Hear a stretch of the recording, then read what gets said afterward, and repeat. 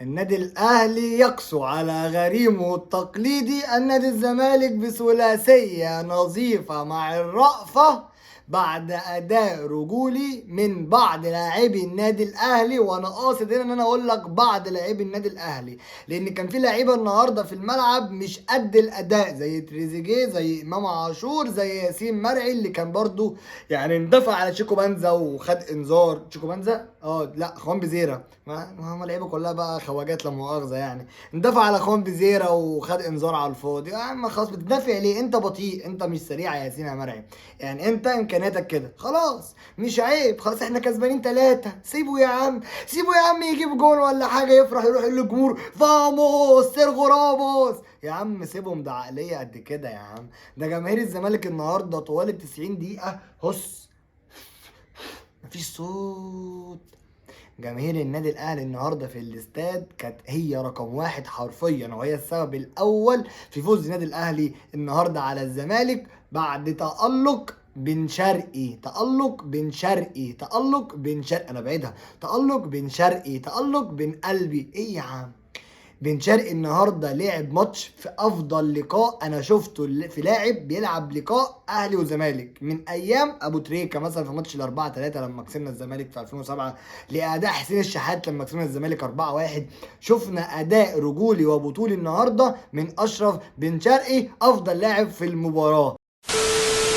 السلام عليكم ورحمه الله وبركاته. ايه الاخبار؟ عاملين ايه؟ اتمنى تكونوا بخير واتمنى كل شيء يكون تمام. النهارده باذن الله جايين بفيديو جديد وحلقه جديده هنتكلم فيها عن لقاء النادي الاهلي زعيم افريقيا امام نادي الزمالك متصدر الدوري لحد اللحظه دي بفارق 3 نقاط عن النادي الاهلي، وبفارق ان هو فاز على بيراميدز في اللقاءات ما بينهم، فدي مميزاه ان هو الاول على الدوري. لكن النهارده النادي الاهلي ادى درس يدرس للعيبه الزمالك وكابتن معتمد جمال اللي هو المدرب عمل طفره مع الزمالك، مدرب رجع الروح مره اخرى للعيبه الزمالك. لكن النهارده لعيبه الزمالك كانت خارج نطاق الخدمه. ده فيديو العنوان كده اهو، النادي الاهلي النهارده كان عندهم روح، لكن لعيبه الزمالك النهارده كانت خارج نطاق الخدمه تماما. مليون مبروك للنادي الاهلي النهارده على الفوز بعد التالق الكبير جدا جدا لاشرف بن شرقي والطاهر محمد طاهر، ويعني لا، وحسين الشحات النينجا النهارده. لا لا لا، لعيبه النادي الاهلي مروان عطيه رمانه في الميزان، هادي الرياض بيثبت نفسه النهارده. عندنا مصطفى الشوبير بيتالق ركله الجزاء وبيصد كره خطيره جدا من سيف الدين الجزيري في اخر اللقاء بعد صد ليها. لا، النهارده مصطفى شوبير بيرجع لا لجماهير النادي الاهلي اللي شككت في قدراته، لا انا موجود، انا حارس مصر الاول للفتره الاخيره. بس قبل ما صاحبي نخش تفاصيل الفيديو كده، ما تنساش تعمل لايك وسبسكرايب وتفعل زر الجرس، وما تنساش تعمل شير لاصحابك عشان يشوفوا الفيديو معاك يا صاحبي، وما تنساش طبعا تصلي على النبي في الكومنتات. النهارده النادي الاهلي يعني انا خلاص، انا مش مبسوط ان احنا كسبنا نادي الزمالك وخلاص، ده ماتش زيه زي اي ماتش. لكن اللي قاهرني حرفيا ان انت ليه ما بتلعبش بنفس الاداء ونفس الروح ونفس ان انت بتلعب باربعه مهاجمين عندهم لا مركزيه، اللي هو تريزيجيه وبن شرقي وحسين الشحات وطاهر محمد طاهر. بتلعب باربعه عندهم لا مركزيه في الحركه، كل واحد بيتحرك في المكان اللي هو عايزه، انت مديه مطلق الحريه خلاص انت في الجزء الامامي ليك مطلق الحريه، لكن في الجانب الدفاعي هتلاقي طاهر محمد طاهر النهارده عامل ماتش دفاعي هايل. هتلاقي تريزيجيه كان بينزل مع كوكا معظم الوقت، هتلاقي حسين الشحات كان بينزل ثالث في نص الملعب مع امام عاشور ومع مروان عطيه. فالنهارده كان في جمل تكتيكيه جميله وكبيره من كابتن يسرب المدير الفني، اللي هو عليه علامه استفهام كبيره، اللي انا اساسا بطالب برحيله. ما هو انت ما تلعبليش ماتش حلو وتلعب لي 10 ماتشات بعد كده زي الخرا. ما هو احنا كنا بنقول من السنه اللي فاتت يا عم العب بالتشكيله دي، العب ببن شرقي فيرود، العب، وصوتنا راح. وانت مصمم ده هات لي كمويش، هلعب بشريف، هلعب بمروان عثمان وتاكا، ما تلعب ببن شرقي فيرود.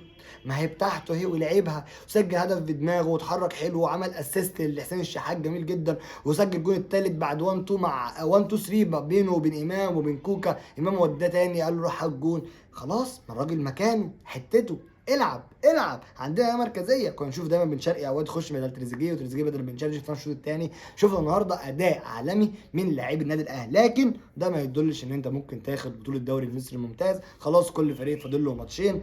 بيراميدز خلاص كسب النهارده انبي 3-2. النهارده بيراميدز كان اتعثر، كنت اقول لك لا الدوري ممكن النادي الاهلي ياخد الدوري، لكن خلاص الزمالك عندها سموحه وسيراميكا، بيراميدز معرفش عنده مين ومين، فخلاص الدوري خلاص هو مش بتاع النادي الاهلي، لكن النادي الاهلي عنده امل نوعا ما ان هو يبقى موجود في المركز الثاني في بطوله الدوري. انا اهلاوي بقول لك صعب ان النادي الاهلي يحقق الدوري، ممكن الزمالك يتعثر، وارد جدا بيراميدز تتعثر، لكن الدوري صعب. الدوري السنه دي ممتع، النادي الاهلي ضيع فوز بالدوري خلاص في بعض اللقاءات. يعني ماتش بيراميدز الاخير دوت انا كنت في المدرج وشايف اللعيبه ما بتلعبش كوره، شايف تشكيله غلط. يعني النهارده اداء الاهلي اتغير على فكره لما ديانج نزل، لما سحبت الشحات ونزلت ديانج الاداء النهارده الاهلي كان وحش جدا. ديانج مش بتاعته، ديانج العب بواحد بس 6 زي مروان عطيه كده، كان راجل النهارده والعب معاه. يعني لو انت كنت تسحب حسين الشحات كنت اتمنى انك تنزل بالرمضان مثلا، او انك كنت نازل زيزو مثلا.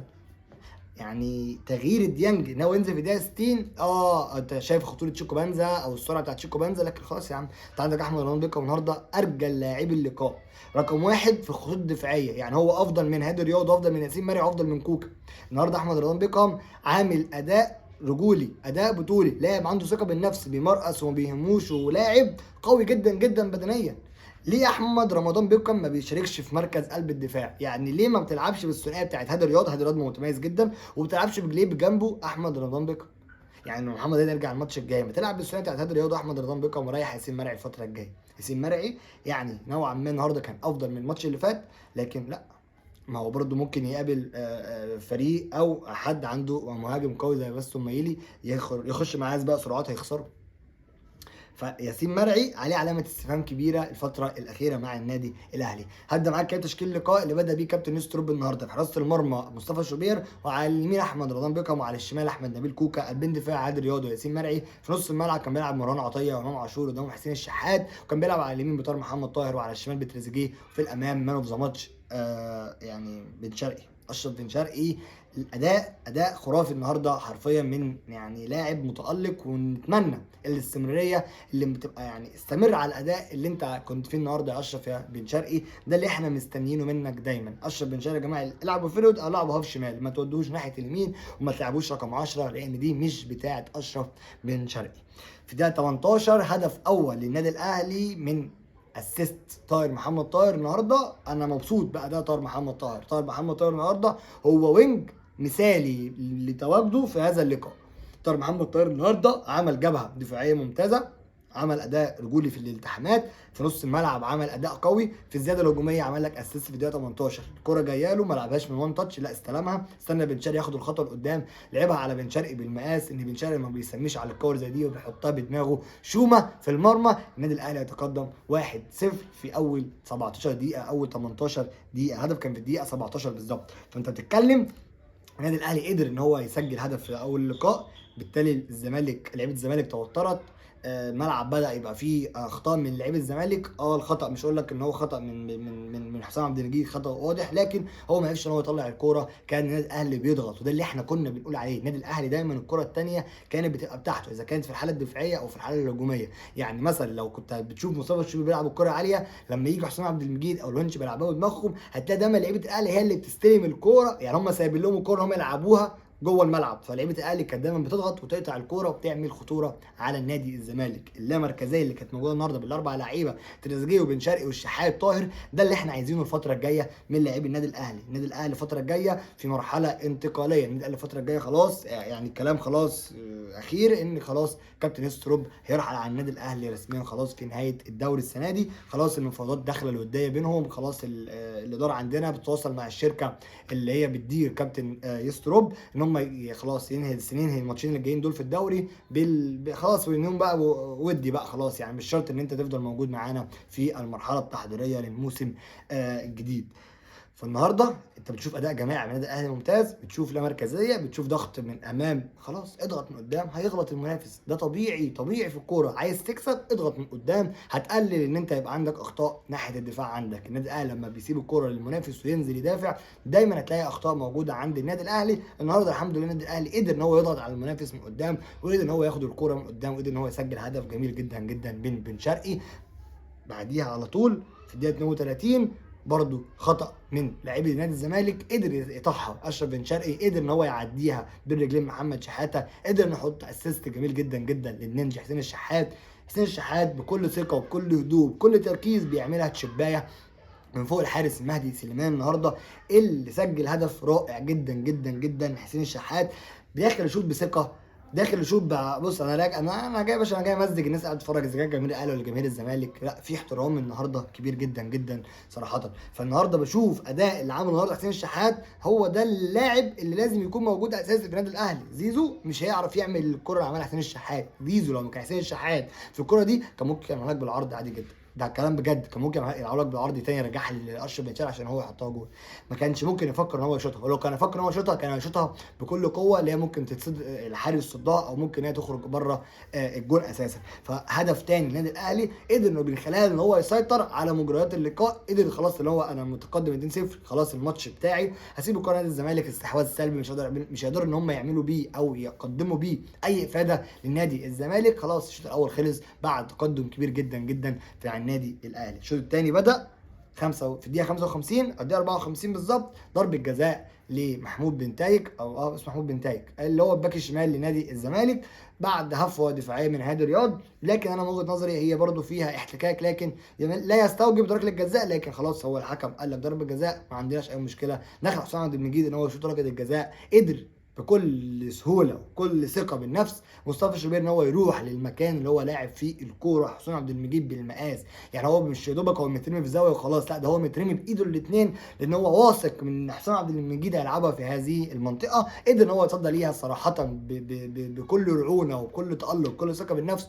مصطفى شوبير اللي بيرجع الثقه لنفسه، بيرجع الثقه للجهاز الفني، وبيرجع الثقه لحسام حسن مع مدير فني منتخبنا الوطني، وبيرجع الثقه لجماهير النادي الاهلي. لا انا موجود، انا حارس كبير. الماتش اللي فات كان فيه اخطاء، لكن مش انا كنت الواحد اللي سيء، احنا كنا 11 لاعب سيئين داخل الملعب. لكن النهارده انا من ضمن الافضل 5 لاعيبه موجوده في النادي الاهلي النهارده: مصطفى شوبير، احمد رمضان بيكهام، مروان عطيه، بن شرقي، طاهر محمد طاهر، حسين الشحات. 6 لعيبه دول عملوا اداء بطولي واداء رجولي النهارده داخل ارضيه الملعب. الشوط الثاني ضربه الجزاء ضاعت، بعديها في الدقيقه 65 ضربه جزاء للنادي الاهلي، لكن تريزيجيه بيحطها في العارضه، الزحله وهو بيشوطها. تريزيجيه النهارده كان خارج نطاق الخدمه، تريزيجيه، امام عاشور، ديانج، ياسين مرعي، يعني ممكن الاربع لعيبه دول هم دول ما كانوش افضل شيء داخل النادي الاهلي النهارده، ما كانوش في حالتهم النفسيه، كانوا لعيبه مستعجله دايما، لعيبه عايزه يعني مستعجل في كورتك، اتقل على كورتك، داخل ضربه جزاء ليه، داخل بسبرنت مندفع انك تشوط ضربه جزاء، لا اركن الكره في اي جنب من الجناب، خش بالراحه وشوف براحتك،